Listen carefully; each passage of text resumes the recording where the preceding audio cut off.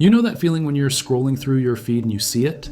That video of someone breaking down, sharing their deepest wounds with a ring light and a carefully chosen filter? Their pain becomes your content. Their worst moment becomes your 30-second entertainment break between lunch photos and memes. And here's the thing that makes us all complicit. We keep watching. I spent 3 hours last night watching trauma content on TikTok. 3 hours. A girl talking about her miscarriage. A man detailing his childhood abuse. A woman explaining how her partner left her while she was pregnant. Each video more raw than the last. Each view, each like, each share, feeding an algorithm that has turned human suffering into a commodity. Trauma dumping on social media, particularly TikTok, involves sharing distressing experiences without considering the audience's readiness, potentially causing vicarious trauma. But here's what the research won't tell you. We're not just consuming trauma anymore. We're addicted to it. When did other people's lowest moments become our daily bread? When did we decide that scrolling through someone's breakdown was acceptable? When did we normalize the monetization of misery? The uncomfortable truth is this. Every time you watch, every time you engage, every time you feel that twisted satisfaction of being grateful, your life isn't that bad. You're participating in a system that rewards people for performing their pain. And if you're still here, if something about this is making you uncomfortable enough to keep listening, then maybe you're ready to hear what nobody wants to admit about the trauma economy we've all helped create. Hit subscribe if you want me to keep pulling back the curtain on how we've turned human suffering into entertainment. Like this video if you recognize yourself in what I'm describing. Because what I'm about to show you next will make you question everything about how we consume pain in the digital age. Let me introduce you to a concept that explains everything. Emotional voyeurism. It's when we consume other people's trauma, not for empathy or understanding, but for the psychological release it provides us. The relief of, at least my life isn't that bad.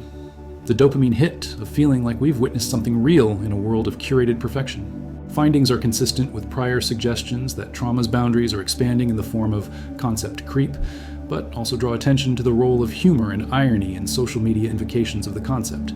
We've expanded what counts as trauma to include literally everything. And social media has become the confessional booth where everyone's worst moments get performed for an audience that's trained to consume pain like popcorn. Look at what's happening right now on TikTok.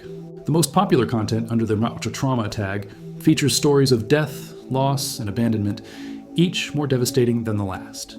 These aren't support groups. They're performance spaces where trauma gets packaged into digestible, shareable content that feeds our collective hunger for authentic suffering. Here's the philosophical framework that nobody talks about. We live in a culture of comparative suffering. Social media has turned everyone's pain into a competition, and we've become the judges. We scroll through trauma like we're browsing a catalog of human misery, unconsciously ranking whose pain is worth our attention, whose story deserves our engagement. The algorithm knows this about us. It knows that trauma content gets watched to the end. It knows that stories of abuse, loss, and betrayal keep us glued to our screens longer than joy or success ever could. Viewing violent news events via social media can cause people to experience symptoms similar to post-traumatic stress disorder, PTSD. But we keep consuming because the alternative, genuine human connection, real empathy, actual support, requires more effort than a double tap ever will. Think about it. When was the last time you reached out to someone whose trauma content you consumed? When did you last offer real help instead of just engagement? When did you stop scrolling and start caring beyond the fleeting moment of voyeuristic satisfaction? Thank you for making it this far. I need you to comment below and tell me honestly, have you ever found yourself actively seeking out trauma content? Have you ever noticed that you scroll past the happy posts but stop for the breakdowns? Because if you're being honest with yourself, the answer is probably yes, and that's exactly what the platform wants. Let me show you how this machine really works. Trauma dumping on social media can drain your feed by creating an overwhelming atmosphere filled with negativity and distressing content. But here's the twist.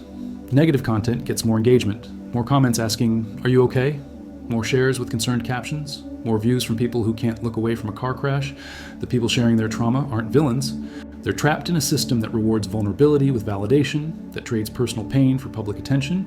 Some get therapy, some get community, some get book deals and speaking engagements. But most just get consumed and forgotten, their deepest wounds becoming yesterday's content in an endless scroll of human suffering. Meanwhile, we, the consumers, get something else entirely. We get to feel like good people for caring, while investing zero actual effort in anyone's healing. We get to experience the rush of authentic emotion without any of the responsibility that real empathy demands. We get to be tourists in other people's trauma, taking what we need and moving on when it gets too uncomfortable. Here's what's happening to us psychologically. We're developing trauma tolerance. The more extreme content we consume, the more extreme it needs to be to affect us. What shocked us last year barely registers today. We're becoming desensitized to human suffering, and we're calling it awareness. The research shows us something terrifying. Media exposure to critical public events can lead to negative mental health problems, including post-traumatic stress disorder symptoms. We're not just consuming other people's trauma, we're collecting it.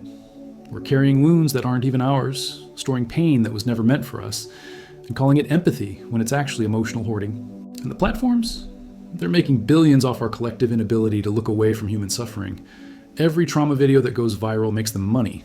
Every breakdown that gets shared generates revenue. Every tear shed on camera becomes data points in an algorithm designed to keep us scrolling through more pain, more loss, more human misery. If this is making you uncomfortable, good. Hit subscribe and like this video because that discomfort means you're starting to wake up to what we've all become complicit in. Here's where I hold up the mirror, and you might not like what you see. You are part of the problem. Every time you consume trauma content without offering real support, you're participating in the commodification of human suffering. Every time you scroll past someone's joy to stop for their breakdown, you're voting with your attention for a world where pain pays and healing doesn't. But here's the more uncomfortable truth. You're also the victim. This system is designed to extract your emotional labor, to keep you in a constant state of pseudo-empathy that feels meaningful but changes nothing. You think you're being compassionate, but you're actually being harvested.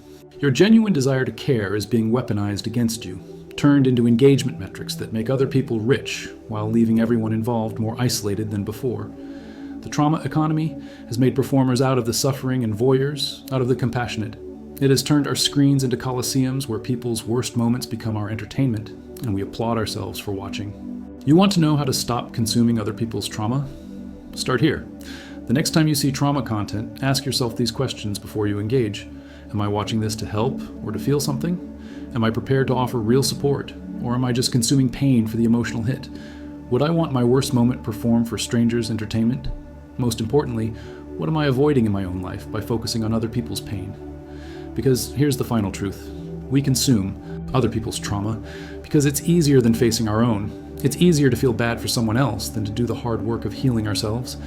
It's easier to be a tourist in someone else's suffering than to be a resident in our own recovery. The machine will keep feeding you human misery as long as you keep consuming it. The algorithm will keep showing you breakdowns as long as you keep watching. The trauma economy will keep growing as long as we keep participating. But you can opt out. You can choose empathy over voyeurism. You can choose real connection over digital consumption. You can choose to heal your own wounds instead of collecting other people's. The question is, will you? Like this video if you're ready to stop being part of the trauma economy. Subscribe if you want more uncomfortable truths about how we've been conditioned to consume human suffering. And comment with one honest answer. What trauma are you avoiding in your own life by focusing on everyone else's pain? The mirror is right there. Are you brave enough to look?